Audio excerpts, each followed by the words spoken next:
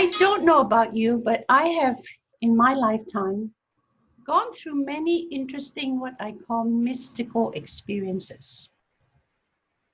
And these mystical experiences seem to take sometimes just a tiny little slice of time. And yet you feel like when you go in and you come out, you've been there for a lifetime. The title of this Zoom meeting is called Small Ideas, Big Changes. There are many times in our lifetimes where something very tiny happens. And in a very minute slice of time. And yet it evokes a change in us that lasts not only this lifetime, but I believe many lifetimes to come. Today I want to talk about the kind of rules that we impose on ourselves. We create our own prisons, and we lock ourselves up, and we chain ourselves up, and do not allow ourselves to freely express. And so today I want to talk a little bit about the story of filling the teacup. And the master monk was about to pour tea into the cup. The master monk keep pouring. What's happening now? The teacup is full. And he didn't stop. He keep on pouring and pouring. And very soon the tea is spilling all over the place. And the student says to the master, Master, teacup's already full. You have to stop. And so the teacher stopped pouring. And the student is holding this teacup that's already full. So, small gesture. The big lesson here is this.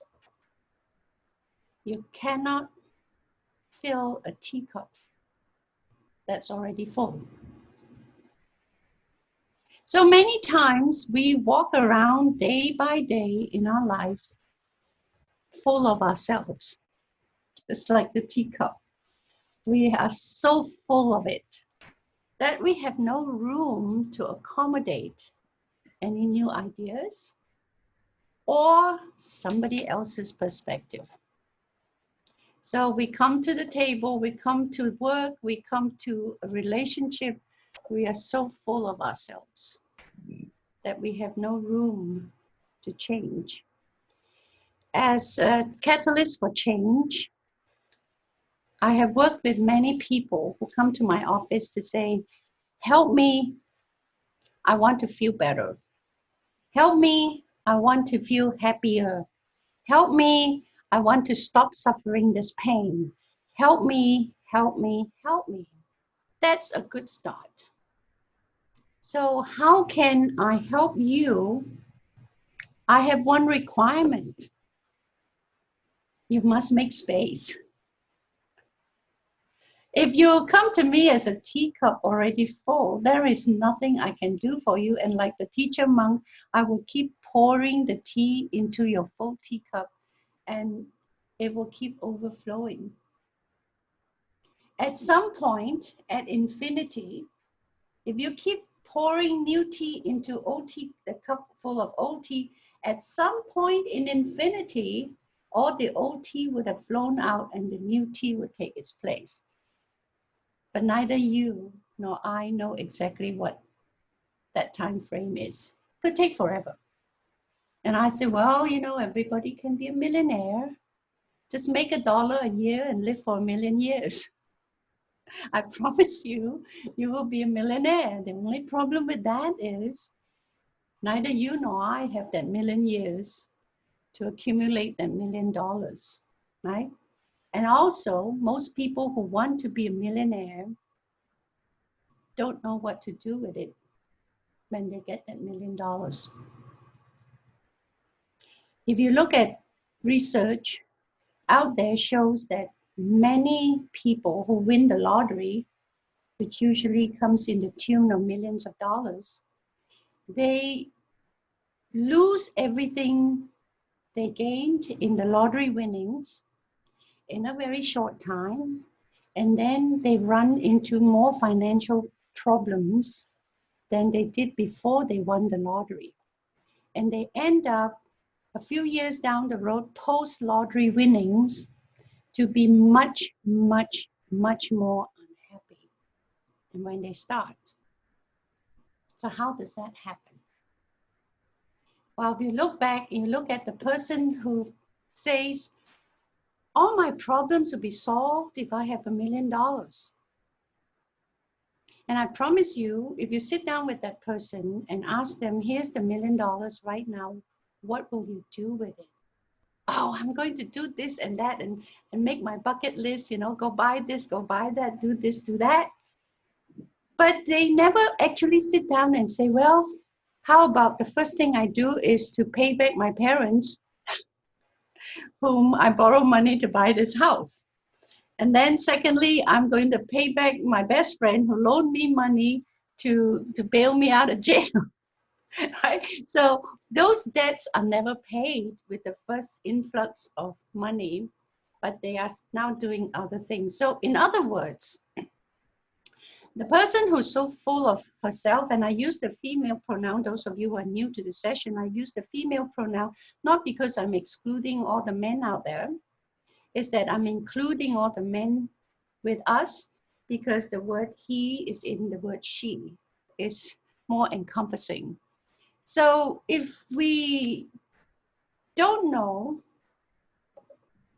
what the real issue is in the first place, and we hang on to it and walk around with this cup that's so full of it, it will take 1,000,000 years or anywhere between now and 1,000,000 years to keep pouring into the cup before we can actually replace all the negative things in the cup that we're trying to eradicate.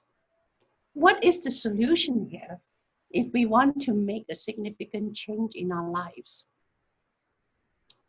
It seems very simple. What's in the cup? Throw it out, rinse it out. A clean, empty cup. You're ready for new stuff, aren't you? Easier said than done. So let's take a look at what this "you cannot fill a cup that's already full" business means. It's a very small idea, but it has a huge impact in our lives. We are so attached to an existing set of knowledge or facts. And we are so sure, because we can't see outside this tunnel vision, that we are right, that we are so willing to defend this knowledge till we're blue in the face. And thus we engage in what I call unnecessary waste of energy in arguing to prove that we are right. Instead of saying, well, I hold one point of view. I'm willing to listen to your point of view, whether or not I agree with it. So comes the Chinese story about the blind man and the elephant. So 5 blind men were led into a room. In the center of the room is this elephant. And the 5 blind men were put in different parts of the elephant, and they come back to report. Each of the blind men say, well, the elephant is like this big wall. Another said, no, this is like a very thin flap of material. Another one said, no, it's long and skinny. It's got a lot of hairy things at the end. And another person said, no, it's like a tree trunk. I can wrap my arm around it like a big tree. And who is right? The correct answer is they're all correct. They're all right. Because that is their perspective. And yet, the person at the tail end of the elephant and the person at the ear end of the elephant have 2 very completely description of the same thing. So we waste a lot of time arguing until we're blue in the face. Turn that idea upon ourselves and say, how many times have I engaged in an argument where I refuse to accept or even listen to an alternative viewpoint because I'm so full of it. I'm this full teacup, right? So maybe today's idea is at the end of the session, pour yourself a cup of tea and fill it to the brim and just leave it on the table as a mark of meditation.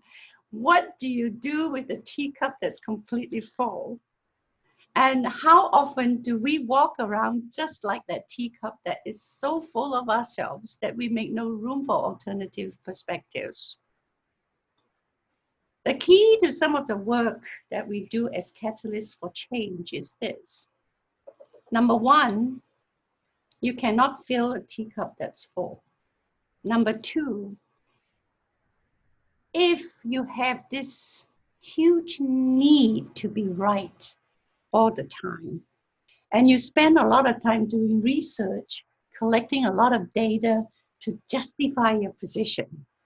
You don't believe me? I'm going to show you. I Googled yesterday and I got 10,000 hits that prove that my point is right. But you know, with Google, for every 10,000 hits that supports you, you could probably find 10,000 hits that refutes you. So you're back to square one. So people who have this great need to be right will end up being very unhappy people because you've spent so much time having to prove your point of view to be right so that people approve of you. Your need for external validation will eat you up. You will stay stagnant as a cup of tea that's full and it just stays there full of it. Tea is meant to be appreciated. Tea is meant to be consumed and enjoyed. There's nothing worse than 3-day-old tea. So we don't completely replenish ourselves and make room for new joys, then you have no more tea. You know, you just be a cup of stale tea. And so it is a small idea to expand and make room. So this comes to the notion that many of the clients we help, they come into your office and ask you, please help me. I have this problem and that problem and so on, so on. And some of the clients, they come in telling you with such pride, let me tell you about my fibromyalgia. Let me tell you about my lower back pain. Let me tell you about my psoriasis. They have no idea that they become the identity of their own maladies. They have become the teacup that is so full, they do not want new tea. I just like to sit here and smell the rotten tea because that's all the smell I'm comfortable with. And people get very comfortable with being their own cup of tea that's so full of it. I'm doing this because it makes me feel comfortable. I'm not comfortable in even entertaining the notion that you may have a better idea. My idea is good enough. I was born this way. Big excuse. I am terrible at math because my teacher told me in first grade. So I can't add. So I look at a list of numbers and I freak out because that's what I do. I'm bad at math. By the same token, you can be stuck with an idea that's good and it's okay. But if you're stuck with an idea that's good, you'll never be open to an idea that's even better. I'm good with this. You know, in America, there's this very common phrase this, I would say, hey, would you like a cup of tea? And instead of saying, no, thank you, the person will say, I'm good.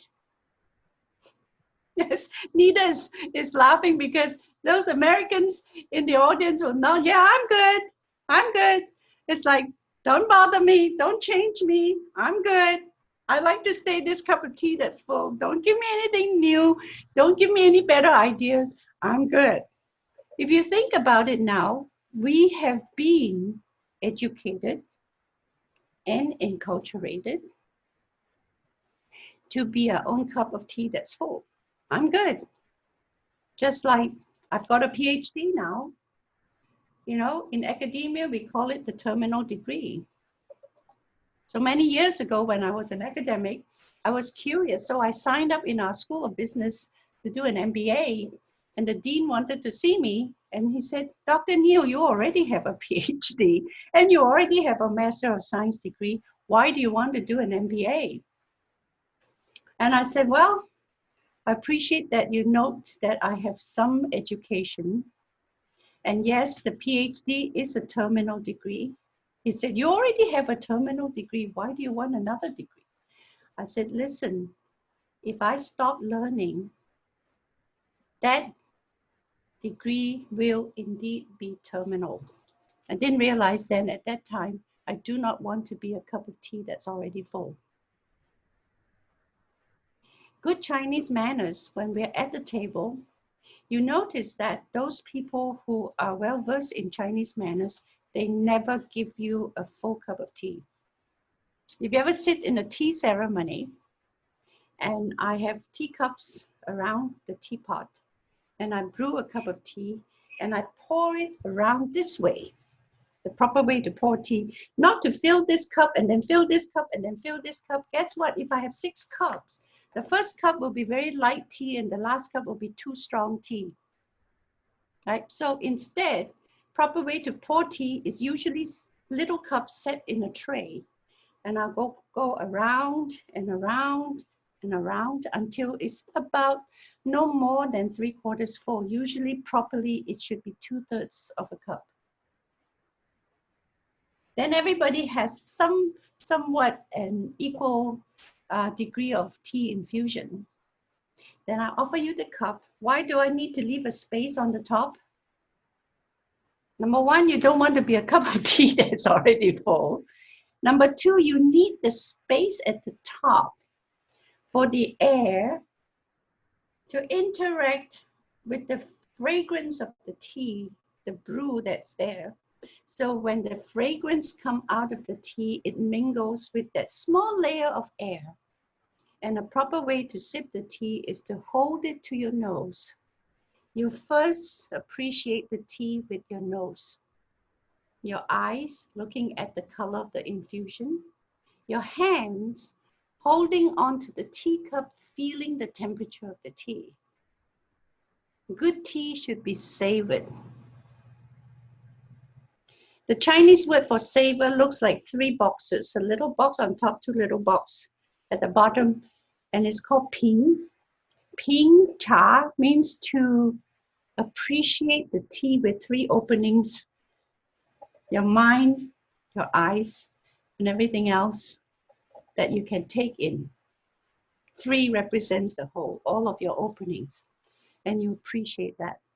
So as you slowly sip the tea, gets into the cavity of your mouth, and you need to let the senses inside your mouth for the tea flavor to fully develop. Not gulp tea, we don't chug tea. You can chug beer, but you don't chug tea. And you slowly swallow the tea. And when you fully swallow the tea, the good tea will leave an amazing after feel inside your mouth. You should drink tea with your eyes closed. After you've seen the tea, you should close your eyes and then sip your tea. And then you'll be able to fully experience all the wonders of tea. Now, today I didn't plan to talk about tea, but it seems appropriate because we do so many things so quickly. People want to get certification in hypnotherapy very fast, very quickly. So you get a piece of paper. I remember a very long time ago when I studied with the great Ormond McGill. That was probably the second last class he taught in his lifetime. He was 91 at the time. And I felt hugely privileged I was able to be in that class, because when I signed up for the class, they said the class is full and even the waiting list is full. I said, no, it isn't. You have 1 spot. because I am coming. And so I was very insistent because I realized he was 91 years old. And the lady said, there's another class in 6 months. I said, how old is Mr. McGill? 91. I said, I'm coming to this class because I want to experience his energy. So I told the woman, I said, please take my name and number. I have a client right now. I'll call back in 3 hours. And I'm going to put a reservation on flight. Call back a few hours later, and the woman said, you must be magical. I said, what do you mean? I said, oh, you have a place for me, don't you? She said, as soon as you hung up, one person canceled. Because you're so insistent, you have it. I said, good, thank you. I'll see you there. And there must be 60 people packed in a tiny room. We were literally touching shoulders. He was 91 years old, and he sat on a bar stool like this, and he was teaching class. You could hear a pin drop. And then he opened it to question, and one woman said, Mr. McGill, I want you to help me get more confidence. I need confidence. I don't have enough confidence. And so he looked up, he had this very gentle, kind face, and looked at her. You want more confidence? And the woman said, yes, yes, I would like to have more confidence. So he said, there's confidence everywhere. Help yourself. You can have all the confidence you want. You don't need to ask me for confidence. Take all you want. And then he started to teach about self-confidence. You don't need more confidence. We all have just the right amount of confidence that we're ever going to need in this lifetime. The only thing is, if we are so full of it, we won't have space to accommodate it. We're so full of it, the confidence that people have, if they come into your office and ask you to help them with self-confidence, I said, you've got plenty of self-confidence. For instance, a person come in and said, you know, I'm about to make this speech, this presentation at work. I'm scared to death. I want more confidence. I have no confidence. I said, it's not true you have no confidence. I'm going to put it to you that you have lots of confidence. You are so confident you cannot do it rather than you can do it, because confidence is a form of energy, isn't it? Confidence is how you feel, and how you feel emotion is energy in motion. So I can't give it to you, and you can't destroy it, nor can you create it. It's there. It's your belief in whether or not you can do this or you cannot do this. So I said, you've got so much confidence, but you've parked it in the wrong parking lot. You parked it in the space where I can't do this. I'm going to fail. What a horrible word. Fail is a terrible 4-letter F word. I'm going to fail at this. I'm going to suck at this. So you put so much energy into, I cannot do this. There's no room for anything else. Now, if I can ask you to, hey, can you give up 2 cups of that? I cannot do, and we bring it over here and we flip it around and say, I can do. It shifts the equation, doesn't it? And now if you give me another 2 more cups of the stuff you put in the I cannot, and you put it in the I can, and very soon you'll be able to transform that energy into I can. So this whole thing about being the cup that is so full and we are so stuck in it, we can't change. Now, in terms of all the beliefs we have, you know how when you hang drapes, you buy new drapes for your house, and if you are lazy and you say, I'm too lazy to take down the old ones, I'll just hang the new ones on top of the old ones. Doesn't work very well. A couple months ago, across the street, a neighbor was fixing up their house to sell. And I noticed they were very quickly painting the outside of the house and fixing the roof.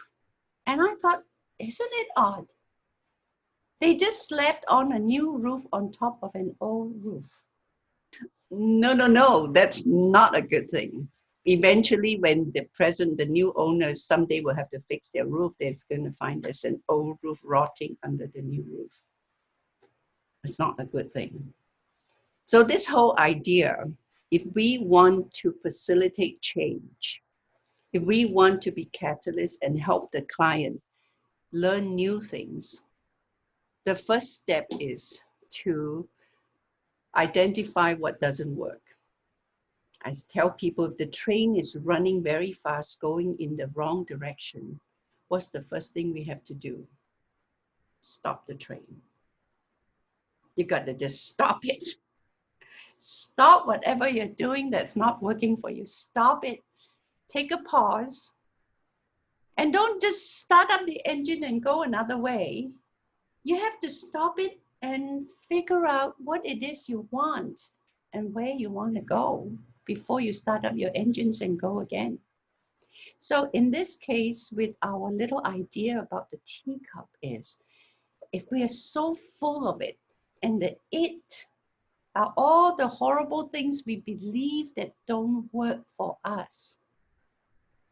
My question to you or to any client in front of me is, what will it take for you to be willing to give it up? Life is a trade-off, right? There's no free lunch. You want something, you must be willing to give up something. You want something new in your life, you must be willing to give up something old in my life. This morning, when I opened my eyes, the digital clock says 444. This is the second time in a short time when the three numbers 444 appears in front of me, and I said, what does that mean? In Chinese, the word 4 means death. 444, 3 times to die, and 3 means new beginnings. So there are 3 old things I must let die today. I haven't figured that out because it's only 8 o'clock, but I'm going to meditate on it. What are 3 things that I'm currently hanging on to that I must let go of in order to evolve to new energies? So I actually am going to throw it at you for the rest of the day to contemplate. What are 3 things that you have in the cup that's filling your cup that makes no room for new things? You have to make space. What are 3 old ideas you must let go of in order to move toward the things that make your heart sing? So when your cup is very full, you have no space for new ideas. Those of you who may be single, who may wish someday to have a very wonderful companion, or those of you who currently have a companion who wish a miracle to happen, that your companionship with each other rise to a next new positive level, ask the same questions. Maybe, what are 3 ideas I hold about my spouse or my companion that are not in any way contributing to a good relationship for us? What are 3 things I need to let go of? You may not even be aware. You may think that deep down inside, he or she is my intellectual inferior. There are certain things I'm not going to consult her because I don't think she's smart enough to be able to solve this problem. So I'm not going to share my problem with her. Or when in a relationship, when you start lying to each other, non-disclosure also tantamounts to lying. I'm not going to tell her I just lost my job because there's nothing she can do to help me. She can't help me write my resume. She's not smart enough. So I'm not going to tell her I've lost my job. I'm going to keep it from her. I don't want to worry her. Whatever alibis you give yourself, right? If you had made the promise that your relationship is an equal one and you're withholding information, it's no different from lying to each other. Why? Because your cup is so full of the idea that she's not smart enough to help you in any way. Maybe that idea needs to die. Maybe if you let die of that idea, that it might change your whole perspective about your relationship. Just one small thing. Long time ago, when I was single, I have many well-meaning colleagues who tried to set me up with a date. And so there's this professor, he's much older, and his wife would invite me to their home for dinner. Very kind of them. And invariably, parked beside me would be some single guy. They're hoping to set me up. And so one time, they set me up with this man who's a very pompous lawyer, whose mouth didn't stop talking the whole night. And and it's all about how great he is. Do you know how boring that is? He has no interest in listening to anybody else at the table. And sometimes I would interject and ask someone else at the table a question, hoping to deflect this whole big monologue of how great I am. And he would jump right in and railroad the conversation. And so finally, yawn, the evening was over, and I got up to help my host clean up. So I was in the kitchen with my colleague's wife, Betty, loading the dishwasher. And so Betty is saying, wow, Quita, what do you think? What do you think of him? So short of having to say things I would regret, I put my arm around Betty. I said, sweet Betty, you are just so kind. And I so appreciate your efforts. I said, may I please ask you a favor? And she goes, what? I said, in future, if you want to set me up with a date, I want to know that the man is spiritual. I don't care what he does for a living. I don't care whether he has a big house or a big car or a prestigious job. One requirement, he must be a man of faith. I don't mean religion. I mean, I want someone who's spiritual, someone who believes that there is something out there that's bigger than who he is. Because I said, a man with no faith is full of himself. And men who are full of themselves, I have known too many in this lifetime, and I don't need to be set up with another one. So that kind of relates to this whole idea of a teacup that's full. If we are so full of ourselves, everything is about how great I am and how famous I am and blah, blah, blah. It's all the me, me, me, me, me. It's a one-note, very boring song. If we really want to relate to one another, we want to extend our love and compassion beyond the how great I am song, then we have to let go of some of that OT. Sometimes it might require for us to completely dump out that cup of OT. If it doesn't work, throw it out. There's always more tea. There's lots of tea out there in the universe. If you have a whole bowl full of nastiness and bad experiences and bad memories, you are not your past. You don't have to be a cup of old tea. You can just pick it up and toss it and start over. In the Buddhist tradition, you'll find that every day, Buddhist monks go out with an empty bowl. They go out to beg for their food, and whatever falls in the bowl that day is a blessing.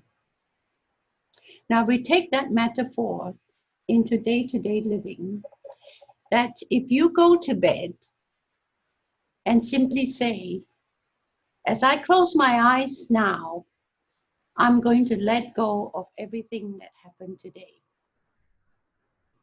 The good, the bad, or the ugly.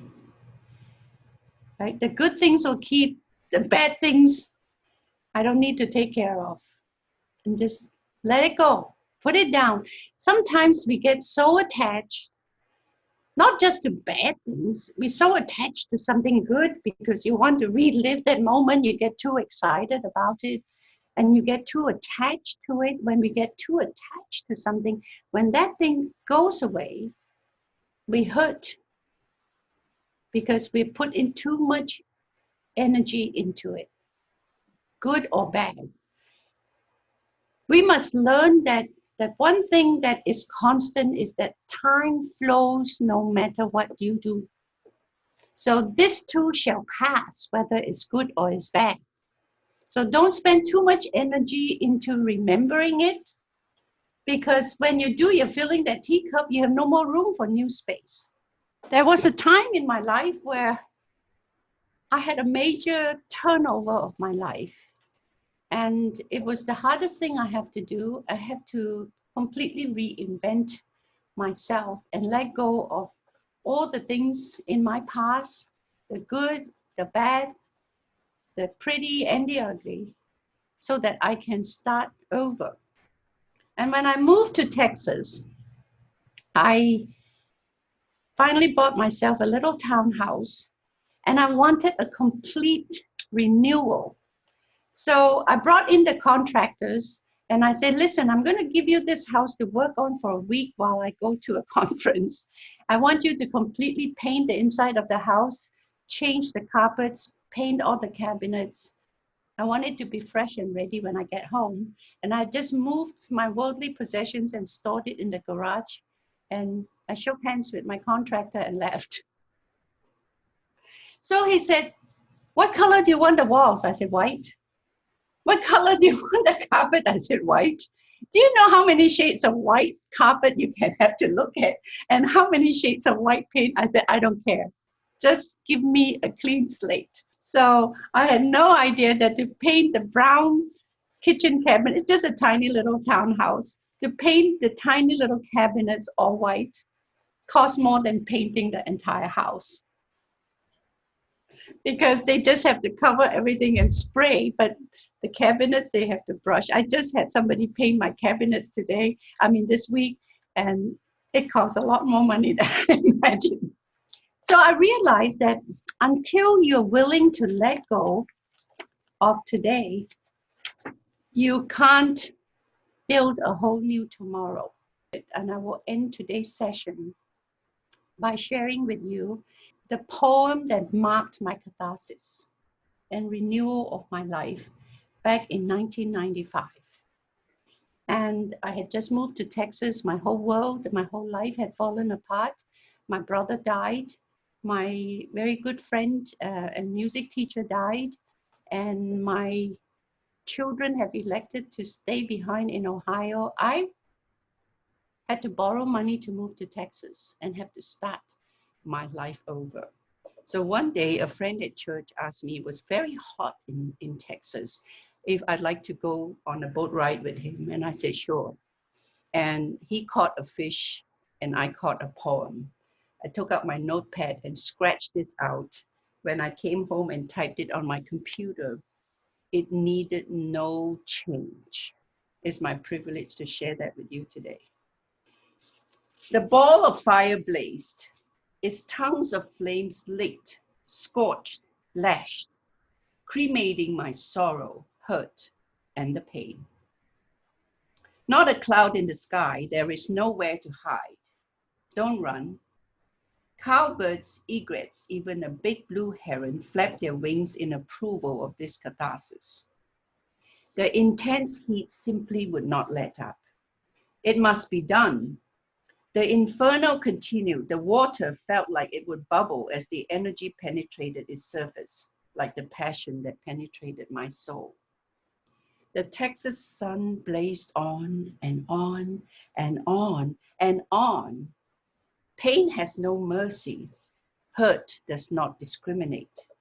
Will it ever end? No more, please. Abruptly out of nowhere, a breeze whispered, a whisk. Hush, hush, wait. The trees crescendo, the water responded with ripples like dominoes falling. Rudely plucked from the sky, the sun took a pause. A thundering silence filled the air. The crackling flames screeched to a halt. Ignorant of the change, the boat's engine charged, all 115 horses, violently screaming at full throttle. Water splashed on my face, on my feet. Fierce force winds slapped me, pushed me. Wake up, woman, wake up. Trees, now merely silhouettes. Sky, now gloriously red and orange. Remnants of a Texan summer's day. The engine stopped. Listen. The birds concur, the trees agree, the water still to give support. It is enough. The process almost complete. The blaze is over, the coals are strewn across the sky. Ashes of pain are cooling down, cooling down, cooling down. Cremation's complete. The breeze breathes a cool perfume of serenity. Fragrance of water lilies discreetly permeates. Hush, hush, still. A shiny drop of water slips off the lily pad. The last tear is shed. I tapped my feet at the lily pads. I followed their rhythm. They nod. I nodded. They swayed. I swayed also. Splash, splash. Plop, plop. Dancing, playing, just being. Birds salute the end of a day. The day must end like all days will end. Pain will terminate as all sorrow must conclude. Hurt evaporates as nothing lasts forever. Buds will be ready to blossom to greet a new dawn. As a tomorrow will follow today, losses make room in our hearts for new joys, as tomorrow could not be had till we give up today. Peace replaces painful passion as I watch the ashes of hurt become dust to the wind. Whoosh, the gentle breeze took the ashes away. Goodbye, my love, goodbye. I blossom with the lilies in the new dawn. A butterfly emerges from the chrysalis. Its wings will dry. It will alight on that new water lily in full bloom. This day is done. You see, I like the part where I say, tomorrow cannot be had until we give up today. So we hang on to the old cup of tea. We will not have room for new joys in our lives. No matter how good, how bad, how endearing, how horrible the past is, until we choose to let that go, we won't have any more room for new things. And what new things will come to our lives, we have no clue. I never would have imagined that I would live this old, that I would be this old. Because my parents had 8 children. 4 of my siblings never saw their 52nd birthday. I'm 67 years old, soon to be 68. I always like to say, soon I'll be 68, because I want to make 68 a reality. And in the work we do, we bring the future into the present. And I want to behave like I'm 68 years old. And soon I will be 68 years old, because 4 of my siblings will never know that. So this little idea about not being able to fill a teacup that's full is what I'd like to leave with you to contemplate, to meditate. And knowing this insight, how will it impact your life? And I hope that because you know something more today because of our conversation, you will make a choice to make a change in your life in the direction you wish to go. And imagine the future to be today. Take TN into T0 and then live as if you have it. Like sometimes we say we want to make it until we fake it. How do you practically keep your cup empty? Is this something that you just have to keep doing moment by moment, depending on who talks to you? Do you just choose to listen? Do you not contribute? Do you not interject? Those are very good questions. It will come with practice. For a start, I have many empty bowls around my house to remind me to empty my bowl, to empty my cup. Really, you know, in Chinese tradition, the ancient Chinese people don't drink from cups, and Chinese cups do not have handles. So we drink from what looks like a bowl. So the empty cup or the empty bowl is the same vessel. The bowl is only useful because it's empty. If you fill it already, it's no more use to you. That's a Taoist idea. The usefulness of the space, the usefulness of the bowl is because it's empty. You'll be of no use if you're full of yourself. There are many ways in which you can be full of yourself. If you find yourself needing to argue to be right, then ask yourself the question, have I made an effort to listen to the other perspective? If you feel always very defensive of your position, then let me remind you, you're full of it. Whatever it is. It's interesting because I'm reading a book that my son gave me for my birthday. It's called The Millionaire Next Door. And I thought, Yes. how appropriate. And, he said, I wished I'd read this years ago. And so anyway, I'm reading some every day, but it's giving me new ideas. That's a very good book written a very long time ago. And the essence of the book, The Millionaire Next Door, is not the person who makes huge income. The average millionaire at that time when they were writing the book, their household income was only about $50,000, not those people who are making hundreds of thousands of dollars. It's a research piece by 2 researchers, I believe. If you're asked for your opinion or your advice, is this where the analogy breaks down? Do you bring an empty bowl or a heart that has the attitude of the empty bowl or empty teacup to that situation?